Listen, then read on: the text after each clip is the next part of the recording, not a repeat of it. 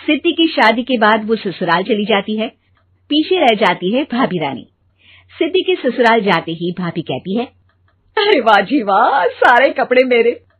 हाय रे पैंट, अरे वाह वाह, मजा आ जाएगा। अरे ये सिद्धि की अलमारी के सामने खड़े होकर क्या बड़बड़ा रही है? जाकर देख मेहमानों को विदाई की मिठाई मिली कि नहीं। अब हाँ माँ जी, क्यों नहीं, लेकिन पहले कपड़े तो बदल लूं। अब रानी आ जाती है सिद्धि के उन कपड़ों में जो वो ससुराल जाने से पहले घर छोड़ जाती है। अरे रानी, कुछ दिन रुक जाती। अरे ये तो सिद्धि बिटिया को मैंने ही दिया था, बड़ा ही फबता था उस पर, तुझ पर तो कुछ खास नहीं लग रहा। अब वो ना मेरे सारे कपड़े गीले थे तो सोचा पहन लूं। वैसे भी सिद्धि को कौन सा दिन पुराने आउटडेटेड कपड़ों को पहनना है। वैसे भी ये सूट तो मैंने तभी पहना था, वैसे खास है भी नहीं ये। हाँ ठीक है, लेकिन ना मेरी सिद्धि पर तो जमता था। सारे मेहमान चले जाते हैं और सिद्धि ससुराल से मायके पहली बार आती है। अपना घर, अपना कमरा, अपनी अलमारी। ये बोलकर जैसे ही सिद्धि अलमारी खोलती है तो सामने उसके कपड़ों की जगह कुछ और ही रखा होता है। माँ, ओ माँ, जरा कमरे में तो आना।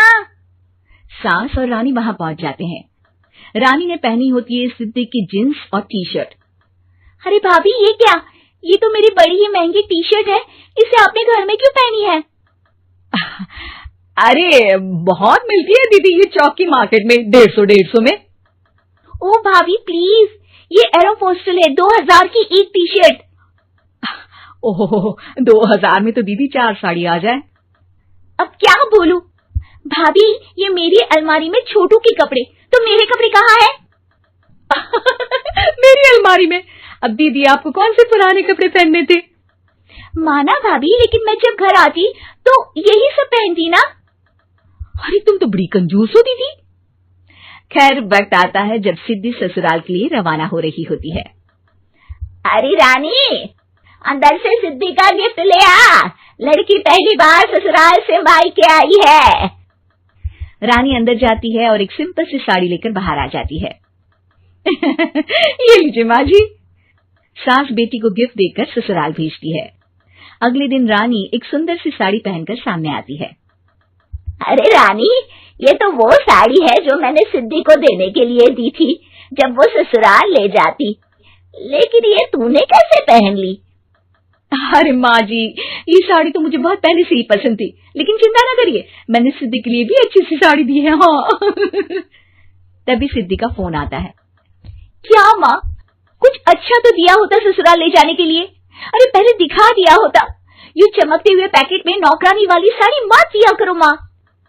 अरे बेटे, वो तेरी भाभी ने ना गलती से उससे पैकेट बदल गया। हाँ, मैं कल ही तेरे भाई के हाथ से तेरा वाला पैकेट भेज दूंगी।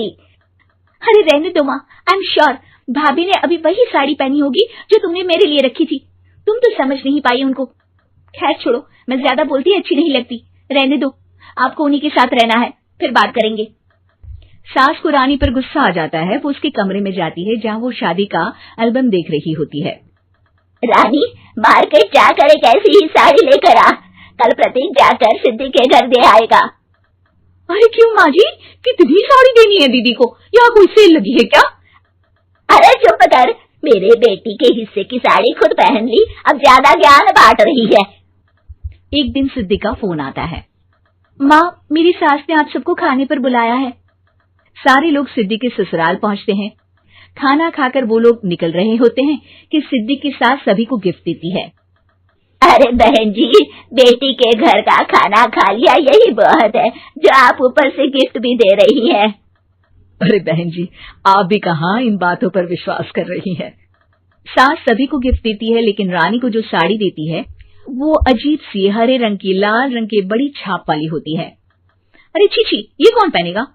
सासू माँ को तो जरी वाली इतनी सुंदर, और मेरे लिए ये नौकरानी वाली।